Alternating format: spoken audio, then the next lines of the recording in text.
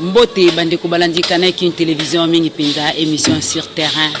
Lelo nazonga ibinonga imoko. Bo comprendre que ndeko lili maleka azaki empêché na bi ke to rejoindre na numéro oyo ekoya oyo pe bokolanda to pe mardi ezali koya kasi nazonga ibinonga imoko lelo elongo na président Sylvain Makiese Manza obino soboyebi bolanda kaede to baki na ngonga ebeti pe adaki pe déjà moko ba invité na bisolo to jouer pour la deuxième fois na sur terrain wa to banana yi makambo maike mingi penza lelo to belakara sur la liquidation mbote mwana mboka Sylvain Makiese.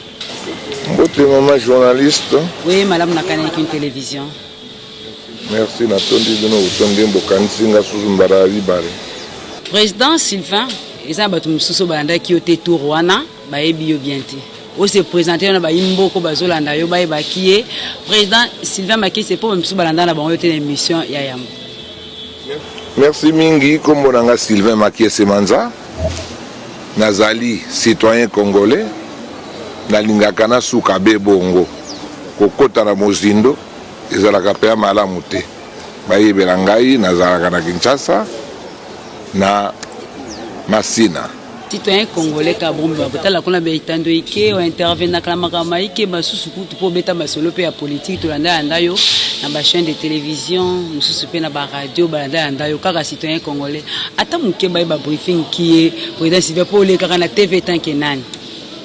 Ce qu'on a les à la TV, justement en tant que citoyen congolais, on a coupé sa mécanisme dans pona, n'dengemboka n'angezo au temple. Et on a les kakamingi comme analyste politique.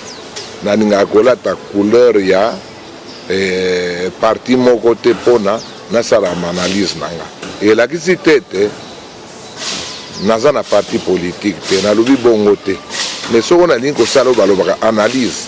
Fozala na katikati pona oyeba oza na raison pesi raison oza na tort pesi tort. Voilà pourquoi na ningaka bat tout nanga mituna en tant que citoyen congolais comme analyste politique. Président Sylvain azana ye politique te. Mais président atoboyi politique et kolanda yo kaka to le kimbala moko na mama likambo ya émission ya mokola lelo to baki sujet to lobe mingi sur la liquidation. Président meka kota sa ba imboka kali sa biso na lingala c'est quoi la liquidation? Liquidation ezali nini? Merci mingi mama. Olobi to lo bango na lingala liquidation et la gisini. Tango yo moko bongisa émission olobi liquidation et la gisini. Il a fallu bongisa mowana liquidation na lingala. Tango bongisa na lingala te et que la passe mingi pour na se faire comprendre. Mais loko là moto nyonso ayebi ava o limbo la ndinga bapaya. Fo bongo lango nano na ndingo yayo bongo ko comprendre malamu. Ya on lukana banda ko ba liquidation wuti na zéro ba liquider. Liquider ngweza na bandenge bele so balobi liquider une créance futanion soko balobi liquider une personne boma mutu ozo mona ba sans soi yango na awa liquidation otoza kozwa ezali nini na comprendre motuna nayo yana koloba liquidation ezali neti futa niongo yango balobaka. Pourquoi na ko la bongo nazali moko ya ba liquidation ya ba compagnie ya mboka oyo kufaki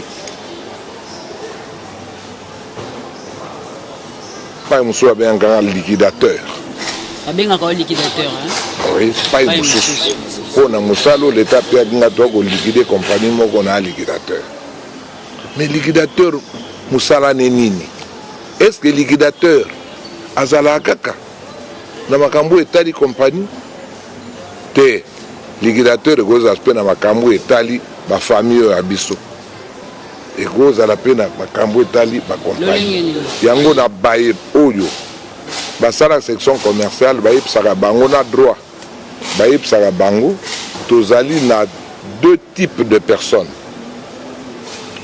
physique neti ngai na personne morale neti compagnie. Bino boroko bosala Canal Kin Télévision. Canal Kin Télévision on ezali personne morale. différence ezali entre personne morale na personne physique nini na makambo etali liquidation. Personne physique neti ngai nayebi mokolo na botamaki mais nayebi mokolo na kokufa te. Donc moyen na bongisa penza hein, après kokufa na ngai ezalaka kaka mingi na testament. Mais personne morale bayebi mokoloni abotamaka na babongisi mpe mokoloni akokufa na ndenge akokufa. Yango eza na kati oyo abengaka statut na règlement intérieur. Soko ngai lelo nakufi natiki niongo ebele sikoyo mpona bafuta niongo wana bakosala nini. Natiki mpe mindondo na libota na nga mpona bafuta baniongo wana nasisa mindondo na bakosala nini. Natiki biloko mpe ebele bakokende pa na tribunal ou bien pa ya notaire aponi liquidateur. Liquidateur wana ekozala membre famille oyo bino omonaka aza sérieux, akozala mpe moto alibanda, akozala mpe homme de droit oyo bomoni kaka akosalisa bino. Liquidateur wana mosala na ye koteka biloko ya mowei mpona futa baniongo ya mowei oyo atikaki. Yango tobengi liquidation. Donc okoki koteka biloko ya mowei na cadre ya liquidation te soki aza na bomoi. Donc liquidation, il faut koufa d'abord. Bakamati, donc d'abord c'est la mort. Et ensuite, on désigne un liquidateur. On a banoté kabilo kamoui ya futanyon. Wana la personne physique netinga. Mais ce que la personne morale, neti compagnie, et koufi. Pour la compagnie koufa na terme juridique, bah bien grand dissolution. Donc, va dissoudre compagnie. Tant que va dissoudre compagnie, ce que compagnie a tika ki banyon, va ko salani, va ko pona ba liquidateur. Voilà, bon, makana kati entreprise, to. Liquidateur a koko uta paye nyonso. Atape na kati la société, pour la famille, te obi ki uta paye nyonso, boluki moteur aux incompétents. Oui, mais comme la la société. Pendant que la société, c'est ça, na batu be na kati, batu ya maele, mais bako ko pona ba na kati te, hein. Tango na lobby personne physique mutagoza auti libanda comme na kati na compagnie pendenge moko soko ba moni mutu akati akoli ko salisa pa ba liquider yango bateka biloko a compagnie ba futa banyonga poni ba pona yete bako pona batalibanda comme bato akati menangana bakselo ko moko à tout moment ko yoka liquidation foye ba que liwa ezalaki wana liquidation il y a avant liwa te parce que mukolo après liwa mukolo kaza sute bateka biloko ne bakaboli mais siko totala bakomaka bongo ndenge nini soko ngaza personne physique natikaki baniongo natikaki pas nécessairement basi ebele bana ebele non okotika bana ya tata moko mama moko bazoyokana te bakokende wapi bakokende pa leta pona bango mutu ateka biloko mpona kabola bango me na bakompani mingi eyaka ndenge nini nauti oyebisa yo kompani bayebi mokolo nini ebotamaka e babongisi mpe mokolo nini ekokokufa toza ndenge moko na personne physique te wana personne morale. Soko to bandi kosa tosali compagnie biso toza kokende mwa bien mais tokomi na place moko mwa nkoko so ekomi tozo kofuta su batu te ndenge tomonaka tozo kofuta su batu te mozo lingaka kotingama makana compagnie ezala kaka ezala obandi barrière obandi non oui parce que neye kofinga ainsi de suite te baya koma na moment moko l'état lobi hein tokende kotimola na eza na compagnie wana toyeba soki ezoleka ndenge nini soko leta atimoli amoni ke biloko oyo nkolo compagnie ou bien compagnie oza nango ata bateki yango bakokofuta baniongo te akoloba kanga compagnie. Sikoyo okangi compagnie par exemple okangi compagnie bofuti pe banyongo te sikoyo moi te ke esali kaka mabe procédure mosusu eza te. Voilà so balobi procédure mosusu osali yo obimisaka chaque fois mpona compagnie etambulaka 2 millions okotisaka 200 000 mozolingaka kotingama mpona liboma te non bakoloba na yo te kanga compagnie boma yango compagnie ekufi kamata biloko na yo oyo oza nango wana oyo kokoteka teka obanda kofuta baniongo me mpona koteka yango yo moko le mosu okozala normal te bakoluka batia oyo babengaka baliquidateur bati baliquidateur babandi koteka biloko ndambo ndambo malamu moko ezalaka na cadre wana ya liquidation nyongo ya liboso bafutaka dia nyongo ya batravailleur kasi mbongo yango mpe kokata biloko wana oyo ezali justement me nauti oyebisa yo soki nasali compagnie nakotisaka $100 mpo na compagnie wana econtinue soit nakotisa $100 ou bien $110 me nasali compagnie eza ya $100 nakotisaka $20 me bolingi tocontinue wana liboma te obandi kodefisa compagnie mbongo a tout moment ekokoma ebele bakoloba su te yango ntango bakotimola na kati baye komona compagnie soko adefi mwa mbongo asali mwa moke boye akoka kotombwana afuta baniongo na ye bakopesa yo délai de grâce na bayo basali commercial na bajuriste baye babenga yango banqueroute soki oyoki banqueroute eya neti mwa préavis eya neti mwa préavis bapesaka yo balobi topesi yo exemple 2 ans na soki okoki te otombe faillite tobomi yo wana banqueroute mais soko batali oyo oza nango okoka kosala eloko moko te yango babengaka coefficient parce qu'il y a 2 coefficients batalaka coefficient de solvabilité na coefficient de liquidité mo ndenge navandi awa soki osenga pesanga $1000 eza te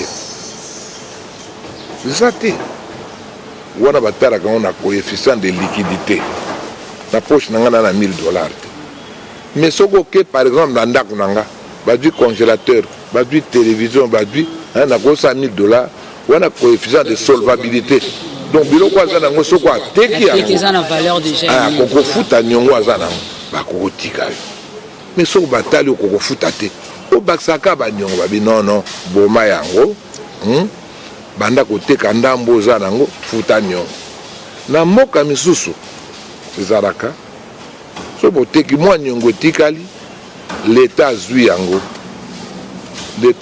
alobi na bato nandofuta bino ndamu te na kosilisa misusu mpe ezalaka leta kozwa te parce bino ntango bakosala oli bosalaka kompanie etelema kompanie etelemi te bato abomi yango eza bino moko non oyo bakoka kofuta bino exemple $50 tomonani kaka na $28 topie bino $28 kanga biloko moto na moto azonga mpa na bango esili donc na wana pe ata soki moto akomaki pe déjà mokolo prenant le cas to moto fallait akende pe balobaka pension donc nyonso yayeke perte miango kasi te balobi liquidation ezali compagnie sekufaki ntango compagnie ekufi bakalkulaka decompte ya motu nyonso bayebisi yo compagnie ana niongono ya autant mais sikoyo biloko bokoteka soko bakokofuta yango bafuti soko mbongo etikali ndambo bafuti bafournisseur ndambo etikali bafuti oyo ekotikala ya suka bapesi leta mais soki mbongo ya moke bato ya liboso bafutaka baagent bafuti bino soko mbongo yango batekelaki biloko nyonso esili ekoki kaka 43%. C'est fini. Et l'autre côté, quand tu es à tête au vent de l'année, tu as sali rapport dans l'État du rapport, l'État m'a dit, Soko, Yoke la binomawa, apia bino quelque chose soka kotika bino mutu na mutu ake na ndenge na ye. C'est ça qu'on appelle la liquidation. Mais tokoki kokota na bozindo lelo te ndenge nini basalaka liquidation yango eza mosala munene. Mama ya mosala munene parce que ntango nga bapesi nga balobi na nga teka biloko ya moto songolo nabandika koteka te. Il y a encore une procédure. Procédure, c'est-à-dire qu'il faut faire inventaire à biloko à mutu ango nyonso atikaki. Na combien on a yebi à tipi 50 biloko. Et 50 biloko on nyonso ba kitite. Kiti en po bimbula ba somba kango te. Peut-être c'est la valeur. Il faut le spécialiste apé sango ba valeur. A copier ngo ba valeur partout et loko mo ezali. Va que nous dénichons, valeur nango combien autant, valeur nango combien autant. Si on a bien attaqué, on a attaqué à combien autant. On a un spécialiste qui doit sala. Ce que va silisi wana, vous bandi ko luka ba client ngo pe, ce que va société à l'État, ko luka on n'importe comment. Il faut nécessairement au la vie au public. Donc au monaka, pas une soit vie au public, il faut public à yeba. Ce que le public a yébité, ça ne va pas. Parce que nous benga, moninga yaka na oteka kiti boy. Toyokani, kiti wane zaka le musu $30. Ngana rubine, pesangai 30 wala metolo bakaka 25. C'est un peu lia. Pour n'ailler pas lia. Mais ce que c'est en public, on soit yoki. Il y a un boy qui surtout à la degré à gré. Bobenga na boyoka naka. Non. Ça non. Wana, tant que côté kango. Il y a une procédure à Moulaï. Il y a un mokolo mususu. O bako sala. So boza makasi. O bako sala. Otobengi ouverture de plis. Na lac, vous appelez na bureau parce que Baza souhaitait en liquidation et vous allez le 30 octobre. Boye, botali ndenge le kaka. Bolagisi population ndenge le kaka. Ba te belé, ba ko critiquer loko ba yebi bozindo nangote. Botali ndenge le kaka. Parce que ba te belé ba yebakate na kati ya vente publique, il y a deux sortes. Vente aux enchères. La vente par adjudication. N'a teka chez Temba. N'a pas spécialiste, bah expert en immobilier. A tali valeur n'angwa, pesinga valeur n'angwa. Ngam na teka on a yé. On y valeur n'angwa pendane basarang oy. Le rôle no tekango autant. Il y a $100, tekango tu na 120. Entre 100 à 120, on a tekango na mbeba te. Et si on a tekango na 100 à 100, na mbeba. Wana yebisinga, a yebisi mokilité. Mototel aninga ya kosombango. Tant que le public, ba sombi ba kaye na bango ba remplir la procédure, ba ko vanda wana. Mutu na mutu. Ye moko mi pese la prix eloko. Acheteur. On a adjudication, à passer les prix locaux. Au pied prix locaux, on a éliminer les aventuriers, les aventuriers, les commissionnaires. Excusez-moi les termes. Bon, nous avons condition, il y a un côté dans le cahier de charge. Il y a $300. Le dépôt n'a pas ni maillot, pas garder le conayo, vous allez compétir dans le mbongo yomoko le baki. Au fait ça, au cancer au côté autant, verser 5% comme caution dans la banque. Mais tu peux aventurer, ça va aller dans le monde.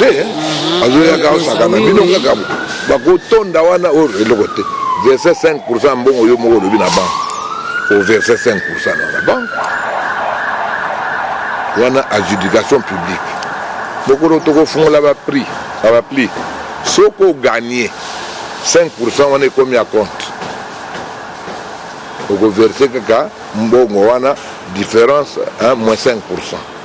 mais soko poli au gagné te qui te vendre qui ayote banko yo tchaki mbongo na ayote bako katanga kate na mbongo yo tchaki wana exemple yaki $5 na $5 wana bako kata yo 3%. 3% ya $5 eza na nga mukego dans les mususu $4,7 hein bazongiseli yo parce que frais bancaires ezalaka ainsi de suite wana adjudication publique mais oya ko gagner oya ko offrir prix à likolo koleka parce que ozaka yo moko te moto olingaki place mais c'est différent na vente aux enchères na koteka micro oyo soko na ye na micro nanga ezali $200 qui donne mieux là moto ateka dévoile le prix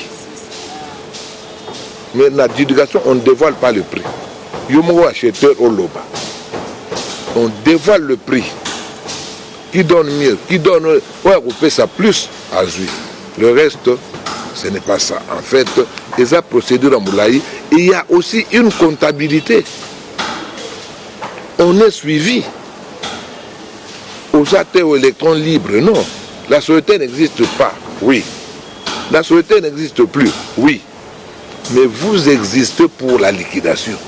Il faut que ça va tenir mon propre, toutes les références, la traçabilité n'est pas le poto.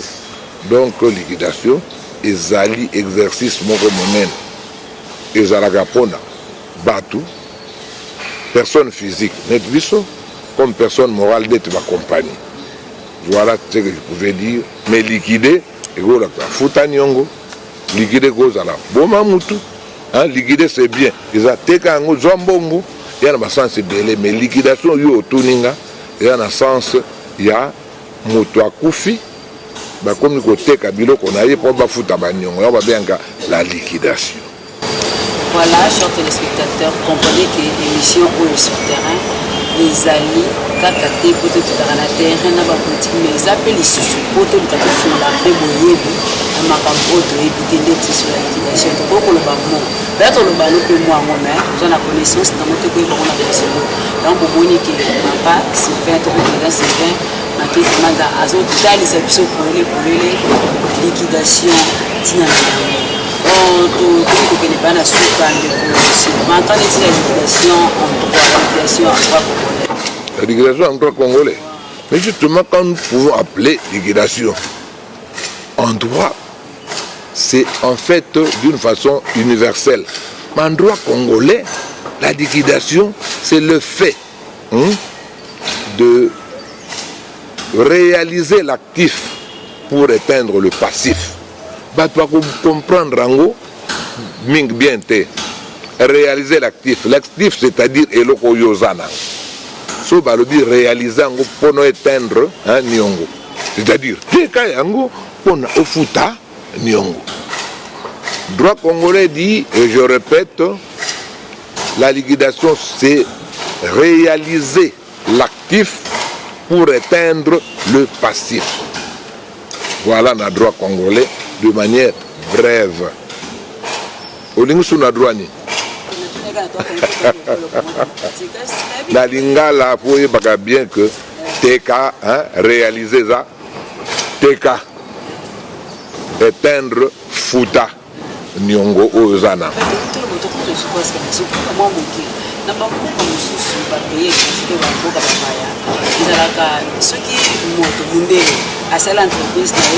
L'idéal est à banana yeba koko batokole ba kukuta entreprise wana et pour fêter mais puisque na Congo ils ala rappeler que la nous avons ça l'entreprise le ya zato wa koingela wana anjo mona ndenge na ye finalement tie ko ko memango na liquidation de bébé est-ce que celui peut monter linga ça la moindre entreprise n'est pas à l'éternel pour être profiter que de pouvoir tout dans la belle moi votre politique la position même de l'entreprise oh somo la tika comme 50 ans passé nous devons ça la menene d'être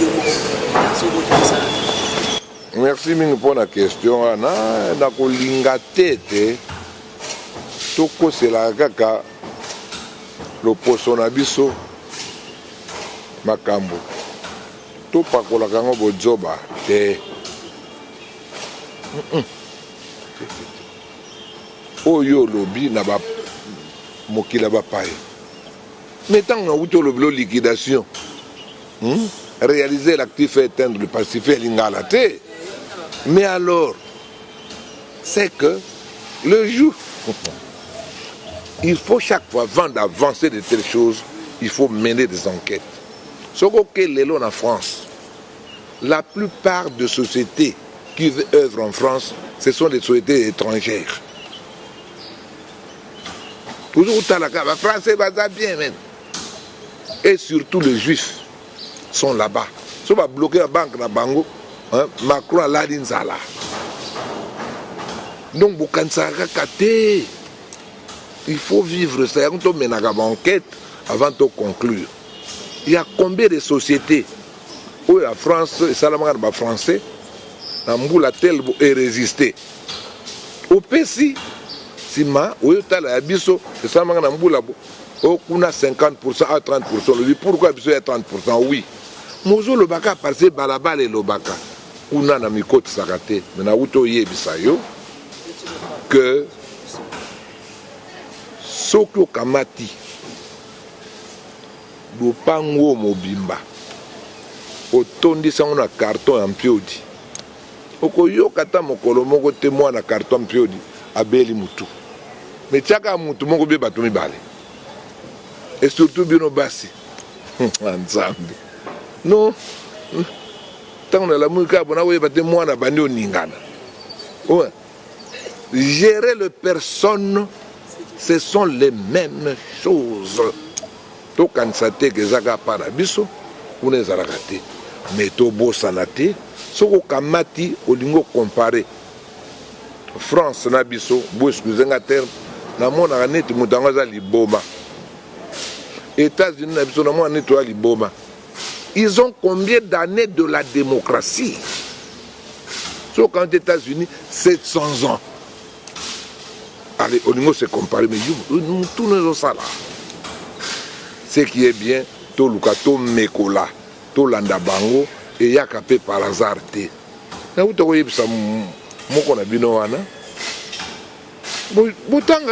La Révolution française. Mais bino si bonyo comme on est italien, on ne sommes pas là pour qu'il faut me massacrer.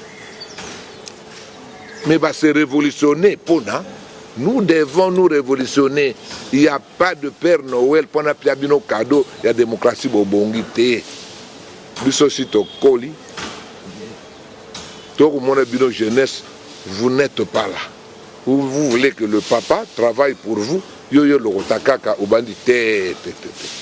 Donc yebaka que ba compagnie oyo ya biso na comparant na ba payate soko résistaka te ezali pour la mentalité yango balobaka mingi changer na mentalité bondoki toujours kanisango et otolobaka régime matrimonial parce que ngai na moto a Congo central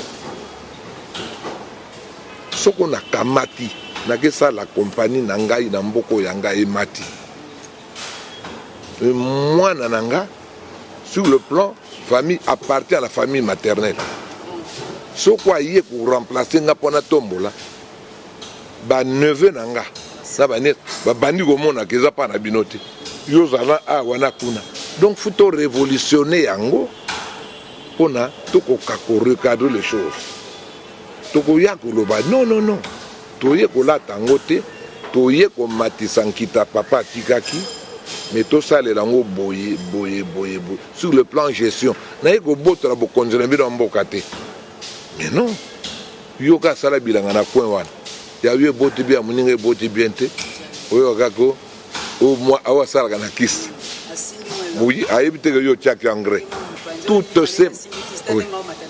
Voilà toutes ces mentalités bamisu bavandi hein. Et bien, on va tambour. Bah, coup de fil partout. Vous comprenez? Alors, c'est ça le problème. Et ce que du moi, lipa, c'est ça. Il faut changer de mentalité. Et pour bien changer de mentalité, il faut que soko bamba pantalon, soko bamba chemise, soko teka liputa teka, soko zana mwana atanga. L'instruction favorise le développement. Soko te dans ça qu'à marche en arrière.